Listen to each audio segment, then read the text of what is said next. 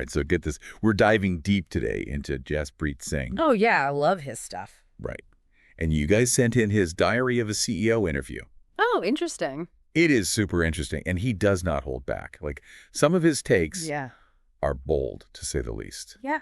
Especially about pensions and homeownership. Yeah, that's right. So we're going to unpack all of it, Okay. figure out what it means for you and your finances. I think what's so interesting about Singh is he really doesn't sugarcoat anything. No, she's not. He's really calling out what he sees as outdated financial advice. Yeah. And pushing people to think differently, like especially if you're under 45. Okay. He basically says, forget about pensions. They're not going to be there for you. Well, okay. That's a pretty big statement. It is. But if you listen to his reasoning, it actually makes a lot of sense. Okay. And I don't think he's trying to scare people. I think he's trying to wake people up to take control of their own finances. So let's start there. Why does he think pensions are a thing of the past for younger generations? Well, he points to a few things. First, people are living longer. Okay. Which puts a strain on pension systems that weren't designed for that. Yeah. And then you've got economic shifts, market volatility, even government policies impacting how these systems are funded. Yeah. It all adds up to a pretty uncertain future for traditional pensions. That makes sense. Yeah. But then hearing that kind of makes me think, like, most of us were raised with this whole go to school, get a good job, work hard, and you'll be taken care of mentality. Your traditional path? Yeah, and Singh is basically flipping the script on that. Exactly. And that's why I find his personal story so compelling, because he was on that path. Like, his parents wanted him to be a doctor or a lawyer, but then he had this aha moment when he was just 19. Hold on. 19? What happened? Yeah, so he kind of stumbled into real estate. Bought his first property for a crazy low price, like $8,000 for a condo. That was originally listed for over $150,000. Out of here. I know, it's wild. It is amazing. He rented it out, and boom, he saw firsthand how owning assets could generate income even while he was sleeping. Okay, that's a pretty powerful lesson to learn at 19. Oh, absolutely. I'm guessing that's kind of what set him on this whole path of challenging conventional wisdom. Yeah, and it gets to the heart of what he's trying to teach people. Okay. It's not about trading your time for dollars in a job. Yeah. It's about building assets that work for you. So how does homeownership fit into this? Because he has some pretty strong opinions about that, too. He does, and this is where things get really interesting. Okay. He actually argues that for most people, their primary residence should be seen as a liability, not an asset. Wait, what? I need to hear more about this. I know, right? Because that goes against everything we've been told about the American dream. Right. It sounds crazy at first. Yeah. But his point is that for the first 15 years of a typical mortgage, most of your payments are going towards interest, benefiting the bank, not you.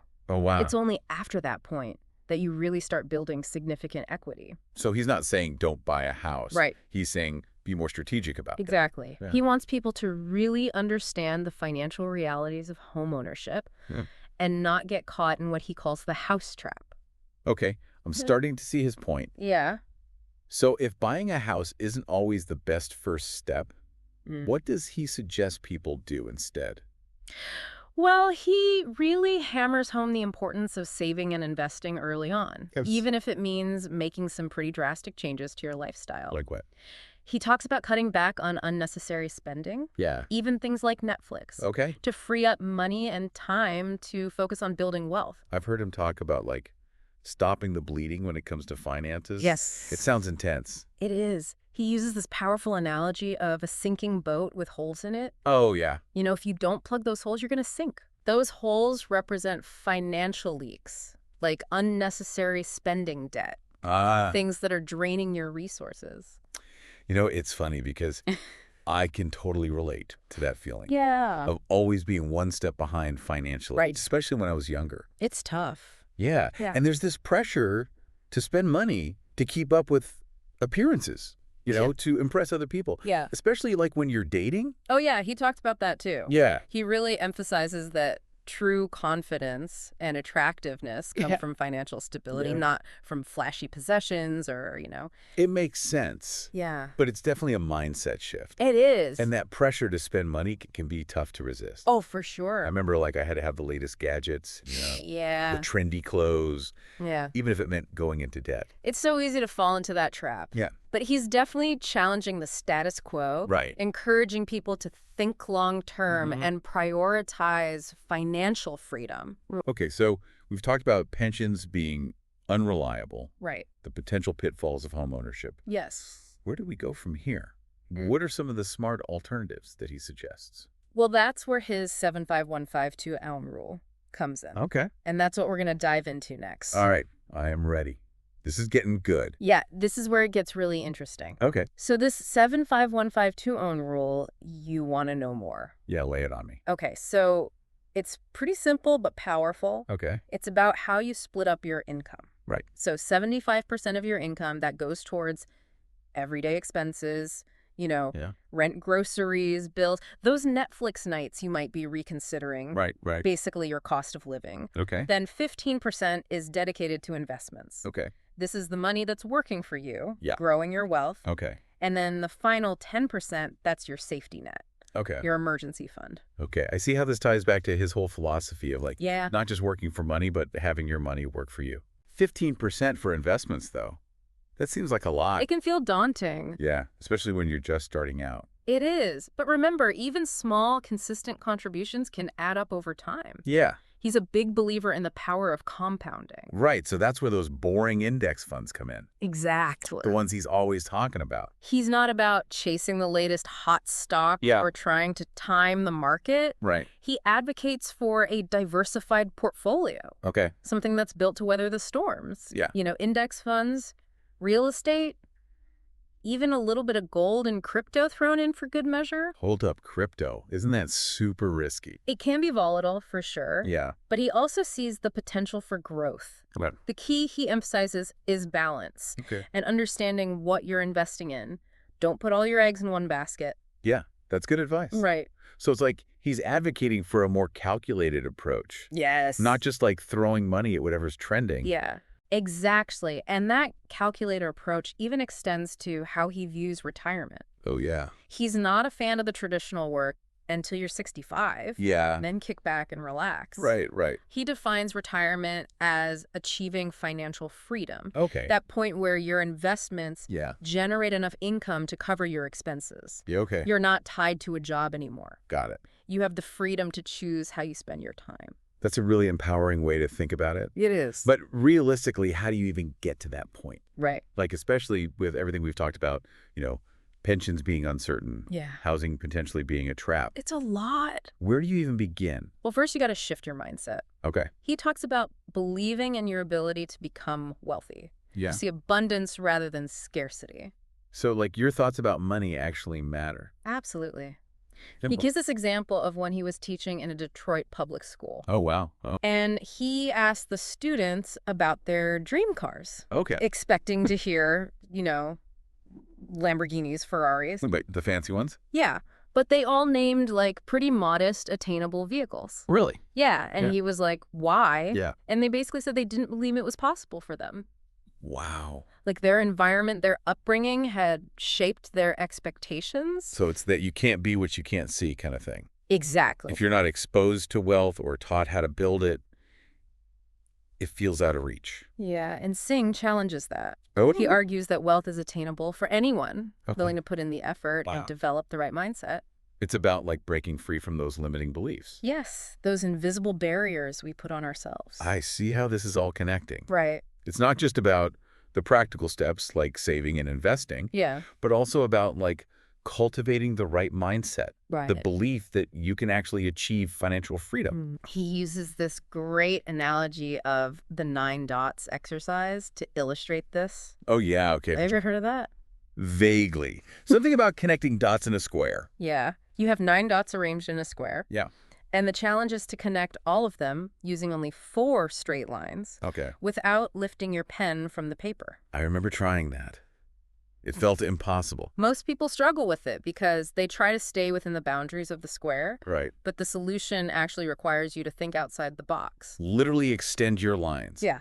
Beyond the square. Yeah, exactly. Okay, so he's saying we limit ourselves when we try to solve problems within like the confines of conventional thinking. Exactly. Okay. And this applies perfectly to finances. Yeah. To achieve breakthroughs, we have to challenge those assumptions, explore unconventional paths, and be willing to break free from those limitations. Wow, this is really powerful stuff. It is. It's making me think differently, not just about money, but about possibilities in general. That's what I love about his message. Yeah. He doesn't just offer financial advice. Right. He inspires a shift in perspective, a belief in your ability to create the life you want.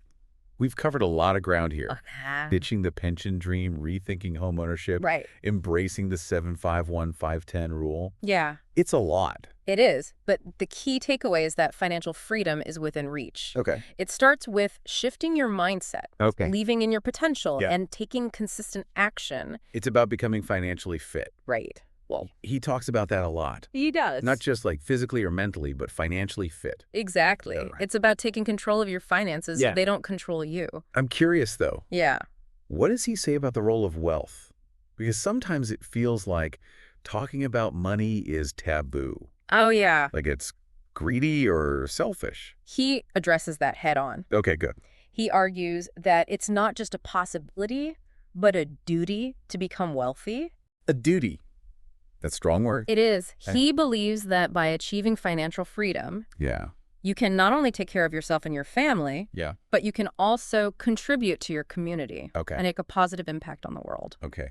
So it's not just about personal gain. No. It's about empowering yourself to empower others. Exactly. And that's what we're going to delve into next. Okay. How he sees wealth as a force for good. So wealth as a duty.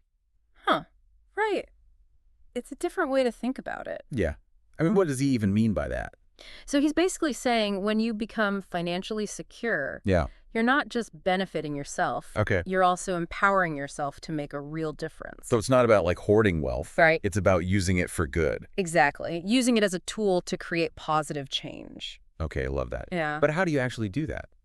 Well, he talks about things like supporting causes you believe in, investing in your community, even helping others achieve their own financial goals. Right. It's about using your wealth to make a bigger impact. It's like that conscious capitalism thing. Exactly. Where it's not just about profits, it's about making a difference. Yeah, and I think that's such an important message, especially today. Totally. Where there's so much emphasis on individual success and material things. It's all about the stuff. You know, the car, the house, all that. Exactly. And Singh is reminding us that wealth can be a force for good when it's tied to a larger purpose. This whole conversation is making me rethink my own financial goals. Really? Yeah.